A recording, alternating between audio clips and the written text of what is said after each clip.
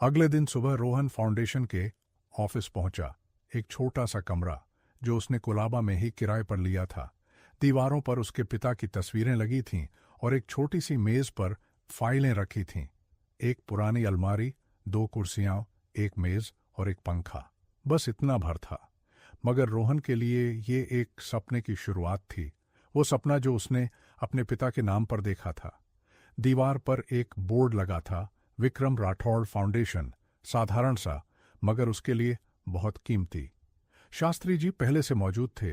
वो एक पुरानी कुर्सी पर बैठे चाय की चुस्की ले रहे थे और एक मोटी फाइल पढ़ रहे थे। उनकी आंखों में एक नई चमक थी, जैसे उन्हें एक नया मकसद मिल गया हो, एक नई जिंदगी। उन्होंने रोहन को देखा और फाइल उठाकर दिखाई। आज पहला केस आ गया है। एक आदमी का नाम सुरेश, गरीब आदमी, 40 साल का, 2 छोटे बच्चों का बाप।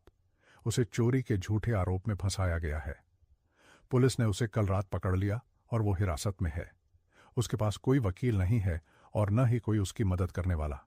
रोहन ने फाइल ली और ध्यान से पढ़ना शुरू किया। उसकी आंखों में वही चमक थी जो कोर्ट में देवराज के खिलाफ लड़ते वक्त थी। उसने फाइल बंद की और मेज पर रख दी। हम इस केस को लेंगे।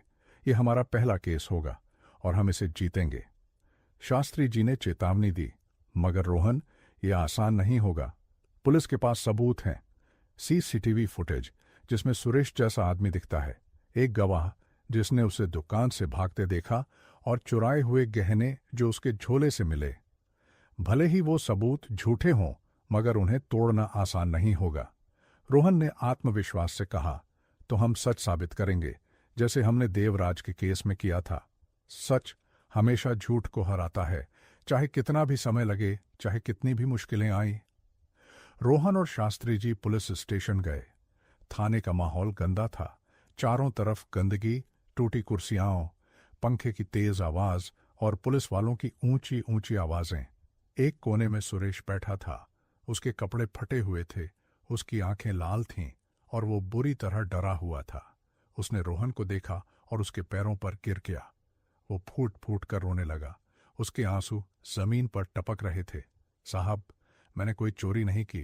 मैं कसम खाता हूं, मैंने उस दुकान से कभी कुछ नहीं चुराया। मेरी बीवी बीमार है, टीबी है उसे, और मेरे 2 छोटे बच्चे हैं जिनका पेट पालने के लिए मैं दिन रात एक करता हूं। मुझे किसी ने फंसाया है। प्लीज साहब, मुझे जेल मत भेजो। मेरे बच्चे बर्बाद हो जाएंगे, मेरी बीवी मर जाएगी। रोहन ने उसका हाथ पकड़ा और उसे उठाया। उसकी आवाज में एक गर्मजोशी थी और एक पक्का भरोसा। चिंता मत करो सुरेश भाई, मैं रोहन राठौड़ हूं। मैं तुम्हारी मदद करूंगा। मैं तुम्हारा वकील हूं और मैं इस केस को लड़ूंगा। तुम बस मुझे सच बताओ, उस दिन क्या हुआ था? हर छोटी से छोटी बात। सुरेश ने पूरी कहानी बताई। वो उस दिन अपनी बीवी की दवा लेने जा रहा था जब पुलिस ने उसे पकड़ा।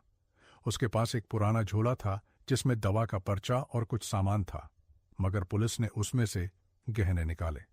वो हैरान था। उसे कुछ पता नहीं था कि गहने कहां से आए। रोहन ने केस की पड़ताल शुरू की। वो सबसे पहले सुरेश के पड़ोसियों से मिला। धारावी की तंग गलियों में वो घंटों घूमता रहा। उसने 10 लोगों से बात की। हर एक से सुरेश के बारे में पूछा। सबने एक ही बात कही, सुरेश ईमानदार है, वो चोरी नहीं कर सकता। फिर वो सुरेश की बीवी से मिला। एक छोटे से कमरे में वो बीमार पड़ी थी। उसकी आंखों में डर था और हाथ में एक छोटे बच्चे की तस्वीर थी। रोहन ने दुकान के मालिक से भी बात की, एक अमीर आदमी जो अपनी दुकान के पीछे बैठा था। वो रोहन से बात करने को तैयार नहीं था। उसने साफ कहा कि पुलिस ने सब कर लिया है और उसे कोई दिक्कत नहीं चाहिए। रोहन को लग रहा था कि कुछ गड़बड़ है। दुकान का मालिक कुछ छुपा रहा था। रात को रोहन थका हुआ फ्लैट लौटा। प्रिया ने उसके लिए खाना रखा था। रोहन ने खाना खाते हुए सब बताया। अजीब है, सबूत बहुत साफ हैं, इतने साफ कि मुझे शक होता है, जैसे कोई चाहता था कि सुरेश पकड़ा जाए। मगर सवाल ये है, क्यों? सुरेश एक गरीब आदमी है, किसी को उससे क्या दुश्मनी? प्रिया ने पूछा। क्या पता लगा? रोहन ने कंधे उचकाए। अभी कुछ नहीं, मगर मैं पता लगाऊंगा।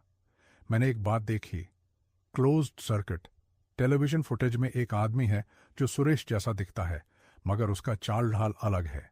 वो आदमी दाएं हाथ से काम करता है, जबकि सुरेश बाएं हाथ से।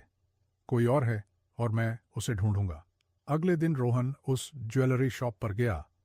उसने दुकान के मालिक को फिर से घेरा और पीछे के क्लोज्ड सर्किट टेलीविजन कैमरे की फुटेज देखी जो पुलिस ने नहीं देखी थी।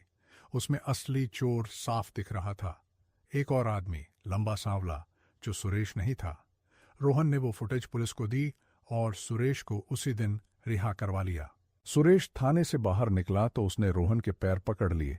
उसकी आंखों से आंसू बह रहे थे और वो बार बार रोहन का शुक्रिया कर रहा था। रोहन भैया, तुमने मेरी जान बचा ली। मेरी बीवी और बच्चे तुम्हारी दुआएं देंगे। तुमने मुझे नई जिंदगी दी। मैं ये कर्ज कभी नहीं चुका सकता। रोहन ने उसे उठाया और उसके कंधे पर हाथ रखा। ये मेरा फर्ज था सुरेश भाई। तुम अपनी बीवी के पास जाओ, उनका ख्याल रखो, अपने बच्चों का ख्याल रखो। अगर कभी मुश्किल हो तो मुझे आना, मैं हमेशा यहां हूं। उसी शाम रोहन फाउंडेशन लौटा। शास्त्री जी ने उसे एक और फाइल दी। एक और केस आ गया है, इस बार एक औरत का। उसका नाम गीता है। उसके पति ने उसे छोड़ दिया और अब उसकी जमीन पर कब्जा करना चाहता है। रोहन ने फाइल ली और मुस्कुराया। कभी सोचा था शास्त्री जी कि मैं एक दिन लोगों की मदद करूंगा, कि मैं उनके लिए लड़ूंगा जिनके पास कोई नहीं है। शास्त्री जी मुस्कुराए। उनकी आंखों में गर्व था। मैंने हमेशा सोचा था बेटा, तेरे पिता भी ऐसे ही थे, हमेशा दूसरों की मदद करते थे, कभी किसी को मुंह नहीं मोड़ते थे। तू उन्हीं पर गया है, बिल्कुल उन्हीं पर। रोहन ने फाइल खोली और पढ़ना शुरू किया। उसकी आंखों में एक नया जोश था, एक नया उत्साह। उसने शास्त्री जी की तरफ देखा और कहा, शास्त्री जी, आपको पता है, पहली बार मुझे लग रहा है कि मैं सही काम कर रहा हूं। पहले मैं सिर्फ अपने पिता के लिए लड़ रहा था, अब मैं उन सब के लिए लड़ रहा हूं जिनके पास कोई नहीं है। शास्त्री जी मुस्कुराए। उनकी आंखों में एक संतोष था। यही तो असली जीत है बेटा, केस जीतना नहीं, लोगों के चेहरे पर वो मुस्कान लाना जो उन्होंने खो दी थी। रोहन ने गीता की फाइल खोली और पढ़ना शुरू किया। उसकी आंखें हर लाइन को ध्यान से पढ़ रही थीं। गीता एक गरीब औरत थी जिसके पति ने उसे छोड़ दिया था। अब वो उसकी जमीन पर कब्जा करना चाहता था, वो छोटी सी जमीन जो गीता के मायके वालों ने उसे दी थी। रोहन ने फाइल बंद की और कहा, कल हम गीता से मिलेंगे और उसके पति से भी। अगले दिन रोहन गीता के घर गया, एक छोटी सी झोंपड़ी जहां वो अपनी बच्ची के साथ रहती थी। गीता ने रोहन को देखा तो रो पड़ी। वो बहुत डरी हुई थी। रोहन ने उसे हिम्मत दी और कहा, तुम चिंता मत करो, मैं तुम्हारी मदद करूंगा। रोहन ने गीता के पति को ढूंढा। वो एक अमीर आदमी था जो गीता को धमकी दे रहा था। रोहन ने उसे समझाया कि कानून गीता के साथ है और अगर वो नहीं माना तो कोर्ट जाना पड़ेगा। पति ने रोहन को धमकी दी, तू कौन होता है मेरे बीच में आने वाला? रोहन ने शांति से जवाब दिया, मैं रोहन राठौड़ हूं और मैं उन लोगों की मदद करता हूं जिनके साथ अन्याय होता है। अगर तुमने गीता को परेशान किया तो मैं तुम्हें कोर्ट में घसीट ले जाऊंगा और तुम हारोगे। पति डर गया। उसने रोहन का नाम सुना था। वो चुपचाप चला गया और गीता को अकेला छोड़ दिया। गीता ने रोहन के पैर छुए और आशीर्वाद मांगा। उस शाम रोहन फ्लैट लौटा तो प्रिया ने उसे खुश देखा। तुम आज बहुत खुश लग रहे हो। रोहन मुस्कुराया, हां, आज मैंने 2 लोगों की जिंदगी बदल दी। सुरेश को आज़ादी दिलाई और गीता को उसकी जमीन वापस दिलाई। प्रिया ने उसे गले लगा लिया। मुझे तुम पर गर्व है, तुम्हारे पिता को भी गर्व होगा। रोहन ने अपने पिता की तस्वीर को देखा और मुस्कुराया। उसे लगा जैसे उसके पिता भी मुस्कुरा रहे हों। मगर उसी रात एक और खबर आने वाली थी, एक ऐसी खबर जो रोहन की नई जिंदगी को हिला देगी। आन्या का फोन आया। उसकी आवाज में डर था। रोहन, मुझसे मिलना है, बहुत जरूरी। मेरे पिता के बारे में कुछ पता चला है। रोहन ने फोन रखा और प्रिया को देखा। उसकी आंखों में एक नई चिंता थी। लगता है आराम करने का समय खत्म हुआ। प्रिया ने पूछा, क्या हुआ? आन्या ने क्या कहा? रोहन ने गहरी सांस ली। उसके चेहरे पर एक अजीब सी बेचैनी थी। उसने कहा कि उसके पिता के बारे में कुछ पता चला है, कुछ ऐसा जो फोन पर नहीं बता सकती। कल मिलना चाहती है, फाउंडेशन ऑफिस में। प्रिया ने उसके करीब आकर पूछा, तुम्हें क्या लगता है क्या हो सकता है? रोहन ने खिड़की से बाहर देखा। मुंबई की रात में अनगिनत रोशनियां चमक रही थीं, मगर रोहन का मन कहीं और था। मुझे पता नहीं, मगर मल्होत्रा का नाम सुनकर मुझे अच्छा नहीं लग रहा। वो देवराज के सबसे करीबी लोगों में से एक था, और अगर वो हमारे खिलाफ है तो। प्रिया ने उसका हाथ पकड़ा और उसकी आंखों में देखा।